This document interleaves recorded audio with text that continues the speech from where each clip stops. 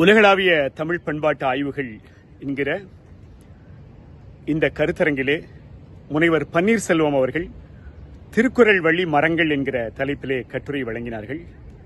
முனைவர் முரளி அவர்கள் எட்டுத்தொகை காட்டும் கல் என்கிற தலைப்பிலே கட்டுரை வழங்கினார்கள்.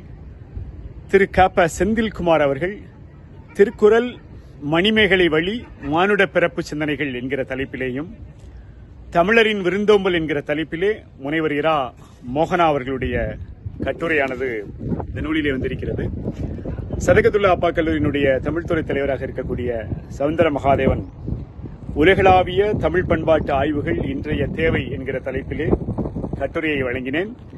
முனைவர் சதாசிவம் அவர்கள் சங்க இலக்கியத்தில் நிலவியல் பண்பாடு என்கிற தலைப்பிலும், முனைவர் ப. மோகனராசு அவர்கள் பாரதிதாசன் இலக்கிய கோட்பாட்டு இந்திய அரசியலமைப்பு சட்ட கோட்பாடுகள் என்கிற தலைப்பிலும், முனைவர் நளினி அவர்கள் சங்க இலக்கியத்தில் காட்சி தகவல் தொடர்பியல் கூறுகள் என்கிற தலைப்பிலும், திரு விக்னேஷ் அவர்கள் சங்ககால தமிழர் பண்பாட்டில் பைஞ்சாப் பாவை என்கிற தலைப்பிலும், முனைவர் லதா அவர்கள் பயணங்களும் பண்பாடுகளும் என்கிற தலைப்பிலும், முனைவர் மு. கருணாநிதி அவர்கள் தெருக்குத்தும் சிறார் வழக்காரும் என்கிற தலைப்பிலும் கட்டுரைகளை வழங்கியிருக்கின்றார்கள்.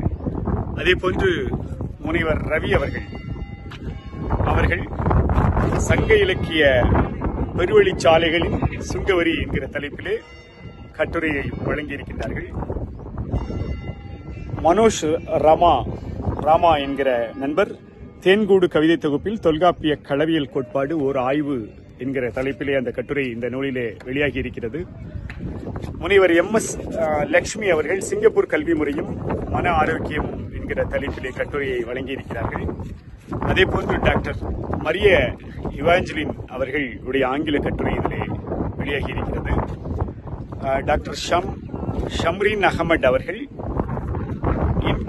Incorporating program languages in Tamil culture என்கிற ஆங்கில கட்டுரையை வழங்கி இருக்கின்றார்கள். அதேபோன்று முனைவர் இரா கமலா முருகன் அவர்கள் பழந்தமிழர் பண்பாட்டில் உறவுகள் என்கிற கட்டுரையை வழங்கியிருக்கிறார்கள். திரு கேசவமூர்த்தி அவர்கள் தமிழர்தம் உணவு பண்பாடு அன்றும் இன்றும் என்கிற கட்டுரையை வழங்கியிருக்கிறார்கள்.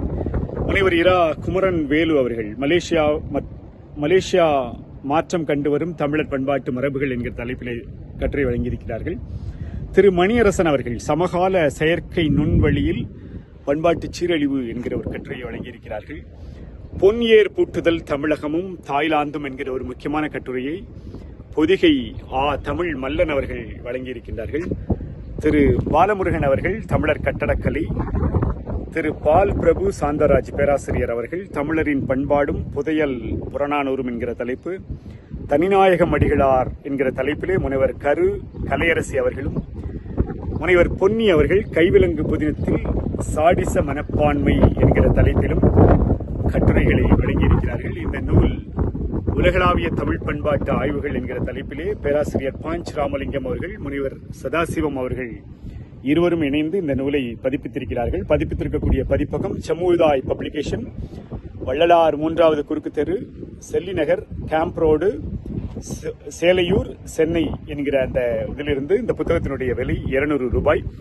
உலகளாவிய தமிழ் பண்பாட்டு ஆய்வுகள், குளோபல் தமிழ் கல்ச்சர் ரிசர்ச்சர்ஸ் என்கிற தலைப்பிலே இந்த நூல் வெளியாகி இருக்கிறது.